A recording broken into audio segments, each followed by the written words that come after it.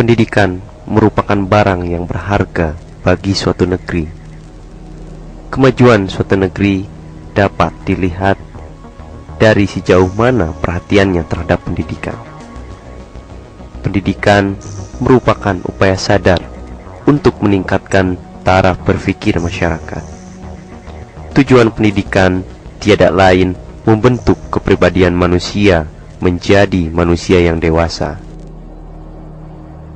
Namun, kondisi pendidikan saat ini sangat memprihatinkan. Berbagai lembaran buram telah mencatat carut-marutnya pendidikan di negeri ini.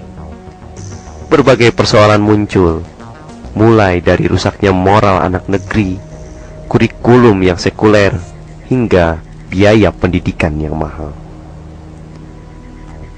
Tawuran pelajar seakan sudah menjadi tradisi di Indonesia.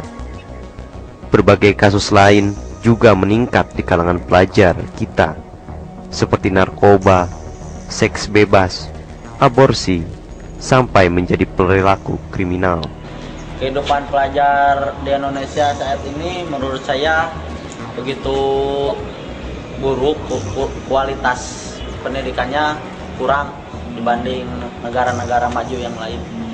Sangat prihatin karena tidak mengikuti syariat Islam terutama, dan sangat blank terhadap agama Islam. Karena yang dipakai oleh remaja kita sekarang dipakainya gaya barat, ya contohnya gaya Britney Spears, gaya Eminem. Biasa-biasa aja sih, cuman ada yang udah nakal. Gak rasis yang penting ya, ada yang gitu.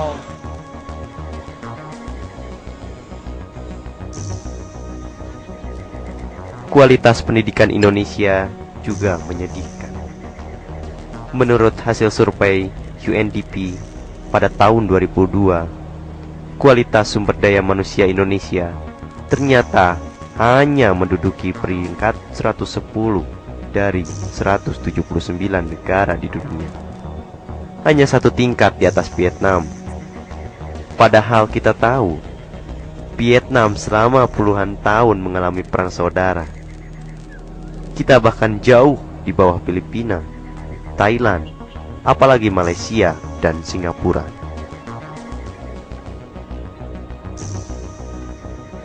Sudah tidak bermutu, pengangguran di negeri ini juga terus meningkat. Mengutip data Badan Pusat Statistik, menguraikan angka pengangguran lulusan universitas di Indonesia telah mencapai sekitar 385.000 orang pada tahun 2005. Potret buram di atas menggambarkan kondisi pendidikan kita menyedihkan. Pendidikan telah gagal mencetak anak didik yang memiliki kepribadian yang khas, apalagi kepribadian Islam, sangat jauh. Kemampuan sains dan teknologi mereka juga menyedihkan. Padahal dua perkara ini, kepribadian unggul serta penguasaan sains dan teknologi, merupakan perkara penting untuk membangun bangsa ini. Kondisi di atas tidak lepas dari cengkraman ideologi kapitalisme yang semakin menguat di Indonesia.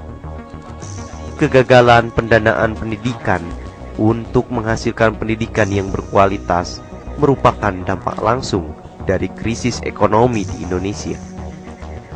Krisis ekonomi disebabkan oleh kebijakan neoliberal yang menguat. Sementara itu, kegagalan pembentukan kepribadian yang unggul, unik dan tangguh tidak lepas dari pengaruh sekularisme yang membuat anak didik semakin jauh dari agama. Cengkraman kapitalisme ini memunculkan dua ancaman besar bagi pendidikan kita, yaitu komersialisasi dan sekularisasi.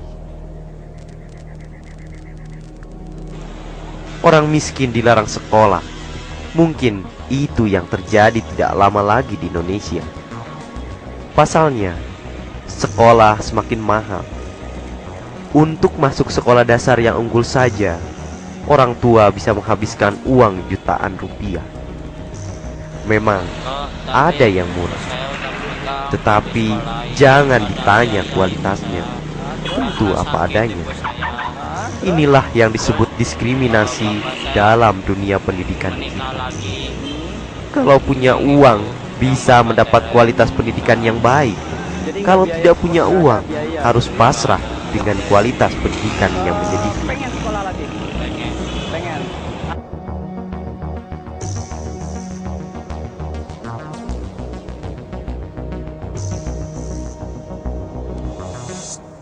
Solusinya untuk pendidikan di Indonesia, terapkan pendidikan Islam. Gratis, berkualitas lagi.